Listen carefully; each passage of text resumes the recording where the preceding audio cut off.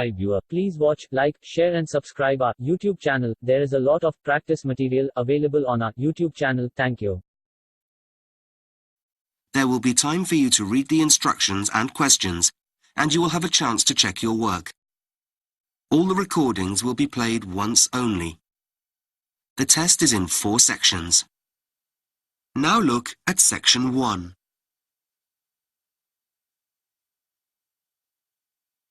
Section 1. You will hear a woman making a telephone call about joining a cycling club. First, you have some time to read questions 1 to 6.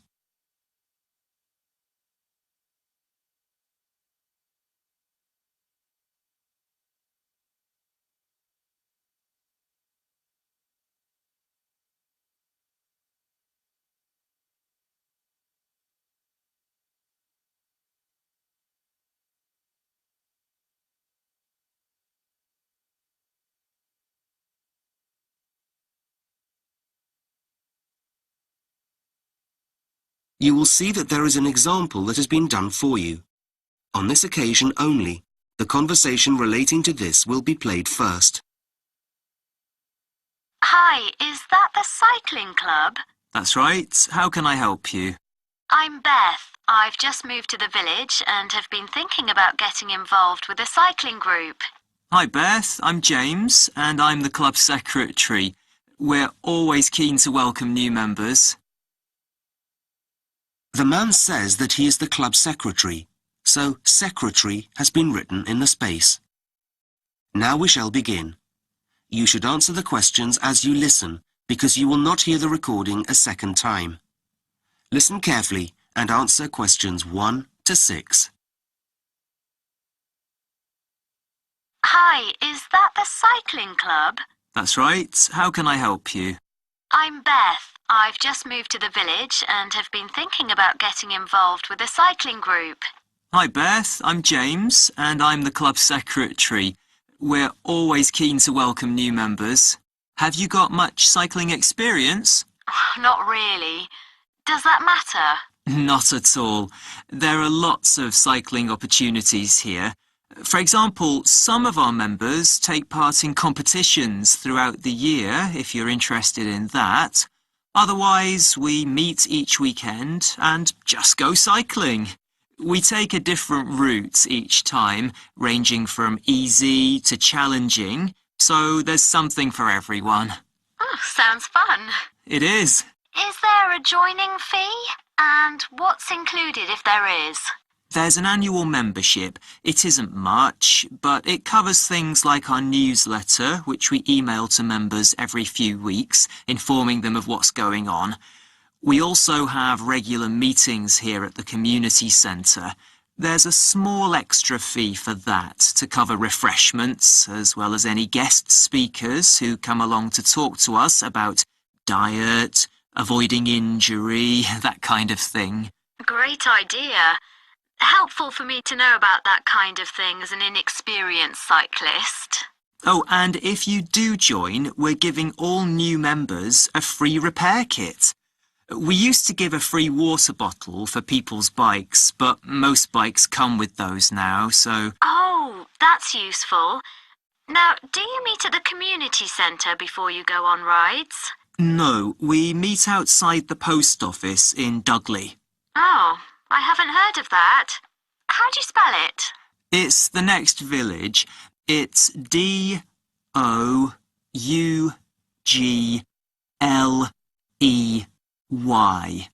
The reason we meet there is because there's a large car park, which is handy for people from outside the area who drive in. Ah, got it.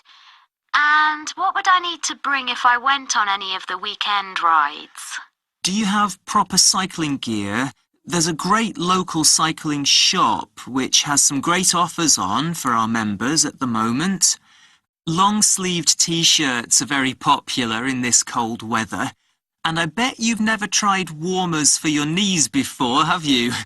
And do you have a pair of cycling gloves? You'd be amazed by how much the right clothing makes a difference to your comfort and abilities. I'm sure. Well, the shop will sort you out with what you need. Anything else you'd like to know? Yes, I have 2 kids. I'm not sure whether or not they'd be interested in joining the club, but they don't have their own bikes yet. Is it possible to hire them here? Absolutely. We do everything we can to encourage people of all ages to take up cycling. You can pay monthly, which works out cheaper, or each time you attend a weekly excursion. It depends how often you think you'll be joining us on rides, really. Before you hear the rest of the conversation, you have some time to look at questions 7 to 10.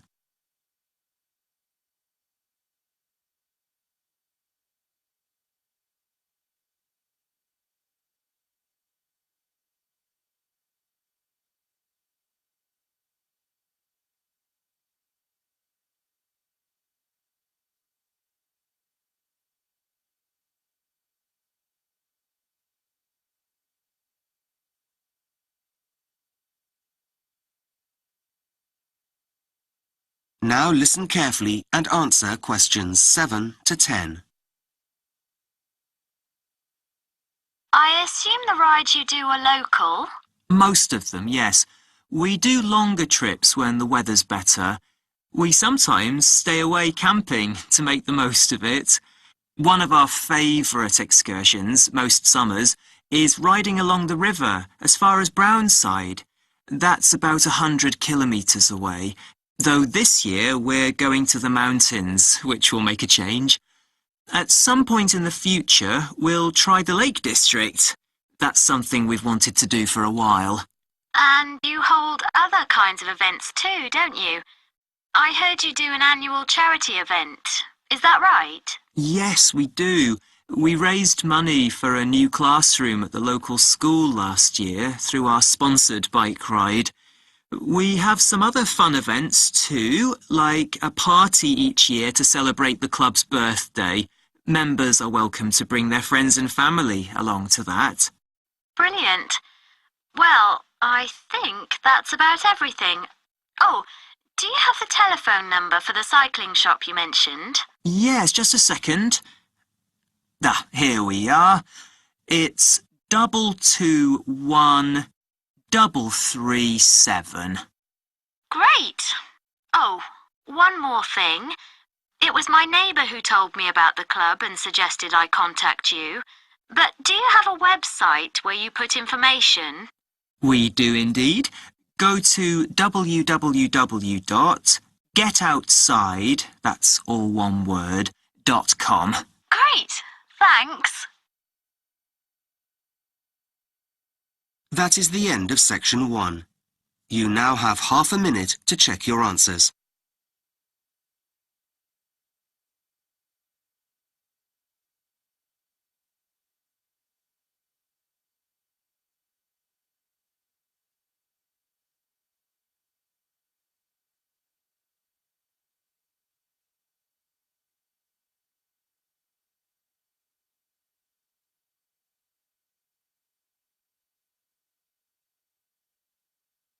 Now look at section 2.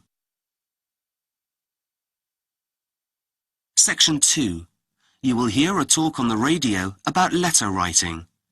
First, you have some time to look at questions 11 to 15.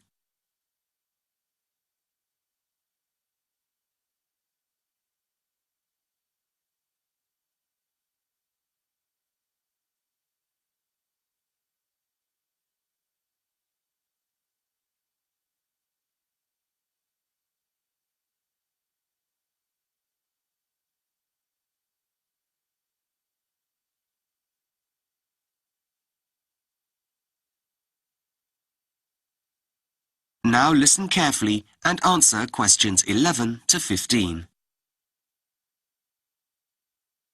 And now for the last part of today's programme, I'd like to welcome author Erica Winter, whose recent book entitled Say It in a Letter has already sold 10,000 copies. Over to you, Erica. Thanks, Mark. In today's world, it's easy to think that letters are a thing of the past. We rarely write them, and when we do, it's usually to a bank or an organisation of some kind. We no longer tend to write letters to our friends. Yet this is something I think we will come to regret. It's what I call the lost art of letter writing. For one thing, letters used to consist of more than writing. Looking through some of my mother's old letters to me recently, I came across several that also had drawings in them.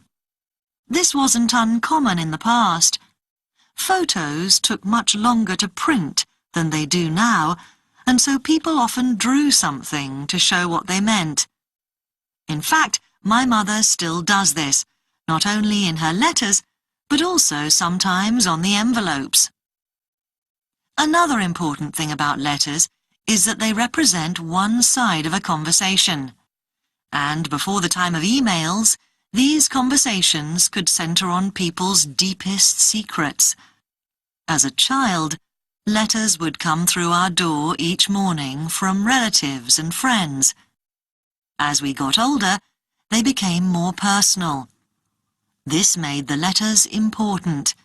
It made you want to keep them. The ones I treasure I still have. They're tied up with ribbon and safely stored in a shoebox in my attic.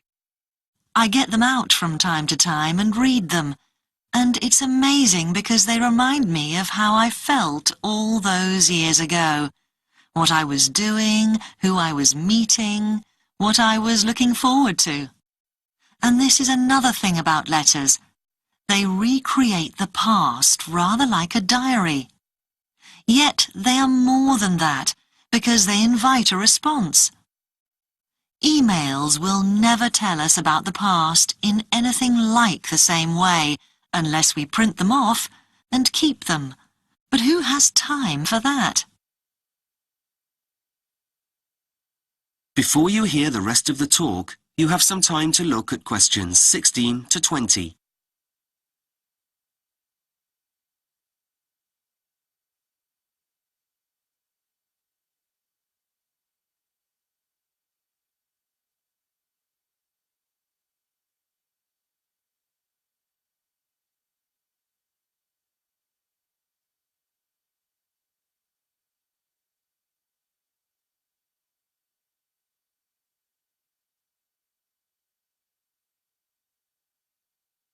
Now listen carefully and answer questions 16 to 20. So, if you want to give letter writing a try, and in the years ahead you may be very glad that you did, here are a few important tips. First, using a pen and paper is very different from using a keyboard and a screen. We can't easily change what we write with a pen, and so letters show much more of the thought process of the writer. And to get those thought processes going, you really need to make sure that the room you write in is a quiet one. And this means removing all mobiles, computers, tablets, and other distractions. Second, it's much more inspiring to write on decent writing paper using a fountain pen than it is to use an old notepad and a ballpoint pen. So make sure you have the equipment you need.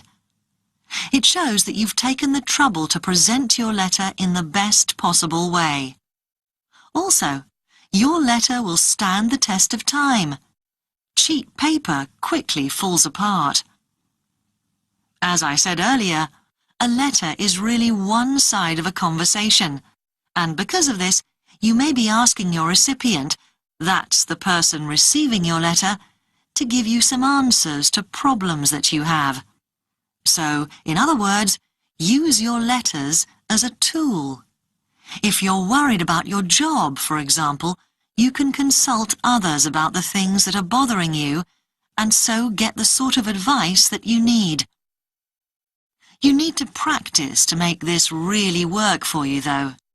You need to think carefully about the wording of each question that you ask, so that you get the answers you need. Unlike emails that we tend to write quickly without paying too much attention to wording, letters need patience and thought. And lastly, make sure you know how to begin a letter. where to put your address and the date, for example, and how to finish your letter, depending on your recipient. Should you say best wishes, or yours sincerely, or simply love from? The ending you use must be suitable, or you might offend people. This will be something some listeners may have forgotten, or never had the chance to learn in the first place. That is the end of section 2. You now have half a minute to check your answers.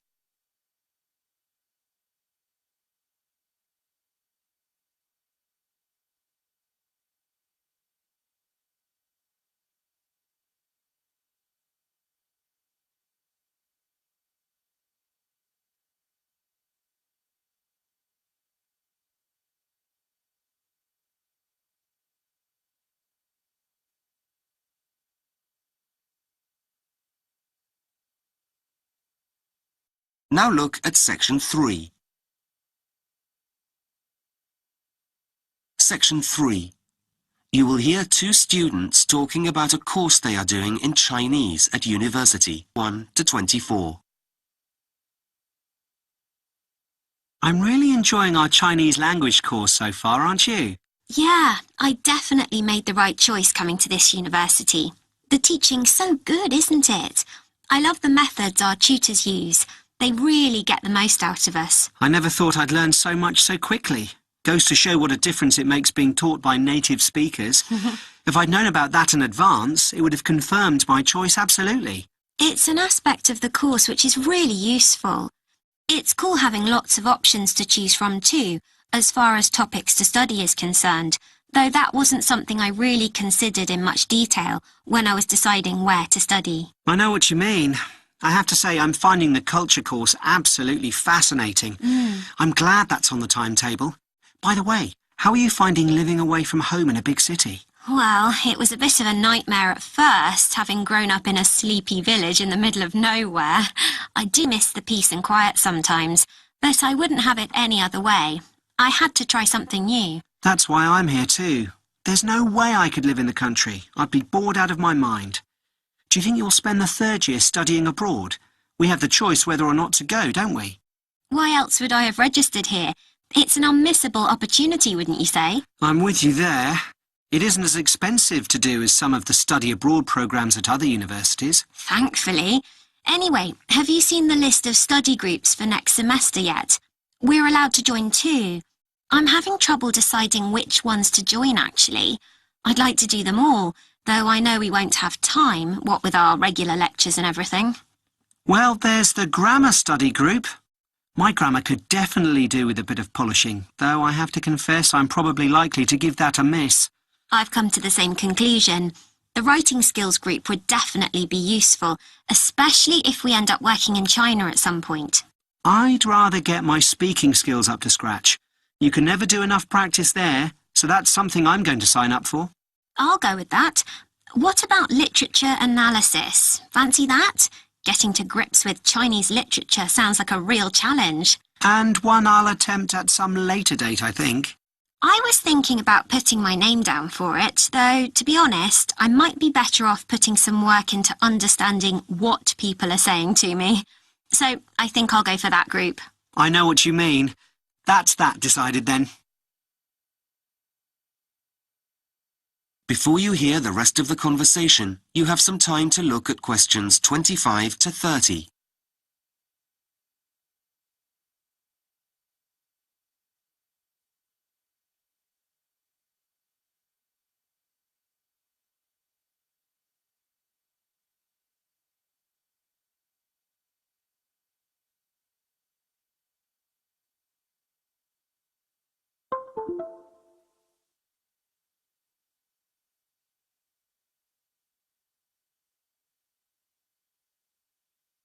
Now listen carefully and answer questions 25 to 30. How have you been finding the free online resources we've been given access to? I found 1 or 2 of them useful, but some of them aren't as exciting as I'd expected them to be. Right. I tried the chat room the other day for the first time. You know, where you can make contact with real Chinese speakers and practice your language skills. I was chatting to a really helpful user called May. The connection was pretty poor though, and I gave up in the end. I don't know whether it's always like that. I had a similar experience, waiting ages for replies to come through. And what about the translation software? I've never been a great fan of it, but that stuff is really high-tech, isn't it? It's got all sorts of functions, though maybe at the expense of getting a precise interpretation of what you're trying to say. You don't have to wait as long as you do for some translation software to do its stuff, but I think what you said is a universal problem with that kind of thing. Better to use our heads. What do you think of the vocabulary builder? You know what? There's tons of useful and functional stuff to practice on there. I spotted several errors, though, if you can believe that. I noticed that too. Maybe we should raise that with our tutors. Let them know it's lacking in quality. We need top-rate stuff at our level. The dictionary's not bad, but I've seen ones that have some interesting extras like activity sections. Shame it doesn't have any of those. I know. They can be slow to use, though. The language lab's pretty lazy, isn't it? I've only used it a couple of times, but I'd agree. There seem to be plenty of delays when it's setting up, though you can do some interesting things on it once you've got it running. Then there's the writing checker, the thing you type into and it tells you what typing errors you've made. I got a bit bored doing the same thing after a while, though. It's a bit limited in what it can do. I think I'd rather have my tutor's feedback. It would be better if it was a bit more interactive, though how that would work I'm not sure. Anyway, at least we've got access to the resources. They're better than nothing, even if they're not perfect. Right, shall we look at this next piece? That is the end of section 3. You now have half a minute to check your answers.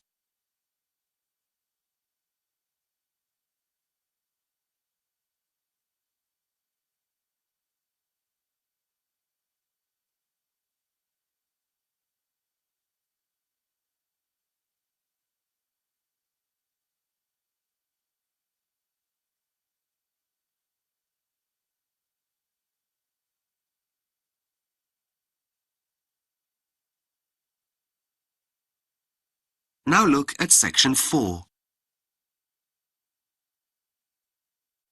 Section 4. You will hear part of a lecture about teaching maths to young people. First, you have some time to look at questions 31 to 40.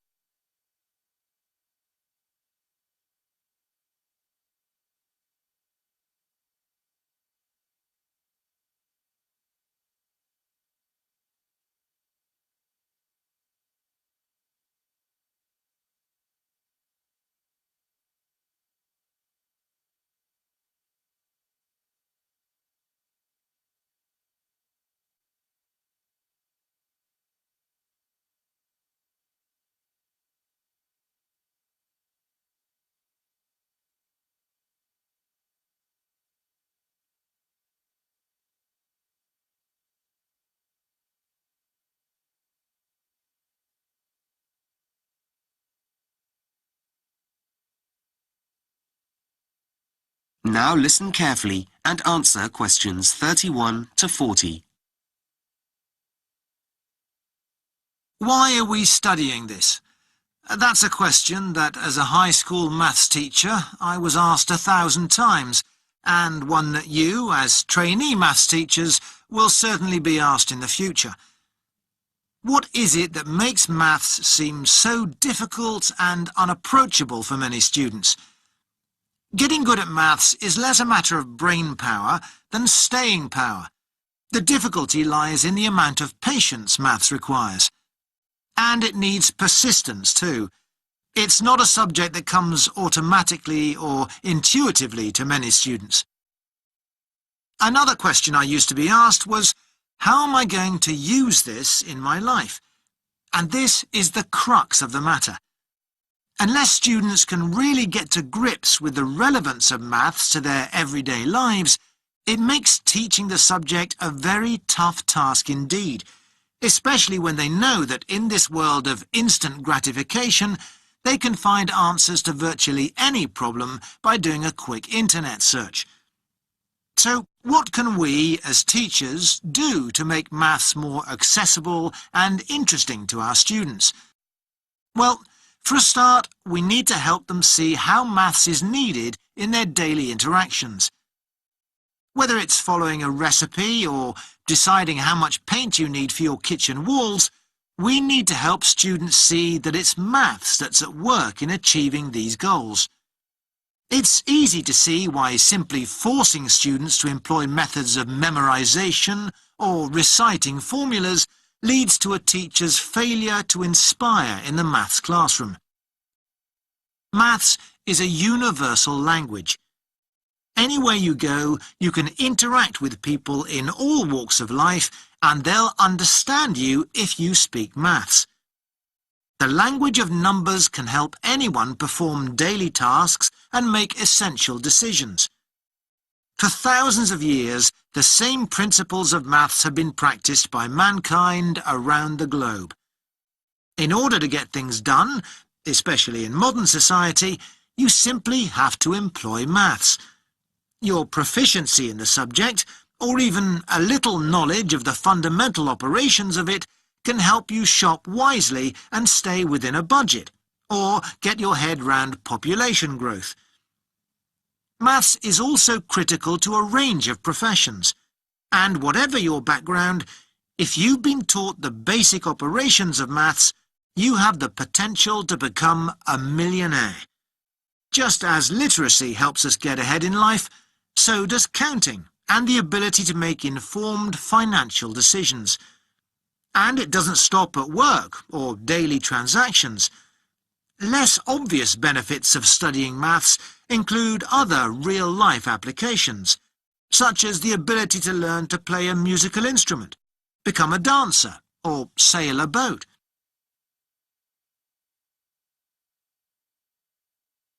So, what is it that we need to be teaching?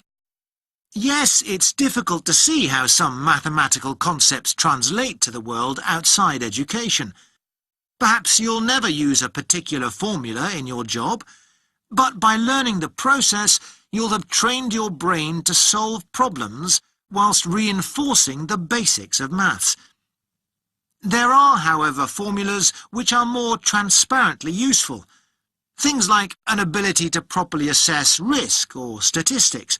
Things which even students should be able to see will equip them for the world beyond education. Maths makes our minds flexible enough to find solutions to complex, real-world problems. Maths is a cumulative discipline. You have to gain an understanding in one area before you can effectively go on to acquire another. From the basic foundation of addition and multiplication to the complexities of quadratic equations, the only way to build a framework of knowledge is to learn step by step. So, how did I answer that question, what is the point of doing this? Until I got my students thinking about how they use maths to download music from the internet and hand over their cash for popcorn at the cinema, nothing I said made any difference. So I asked them to imagine a life with no maths. That would mean no means of marking time with calendars or watches, no money or concepts like measurement. The idea of missing birthdays, not being able to top up their mobile phones, and a halt to the development of computer games made them open their eyes to the reality of life without maths. What better way to demonstrate the purpose of maths than to relate it to their own existence? Moving on now to another aspect of maths teaching. That is the end of section 4. You now have half a minute to check your answers.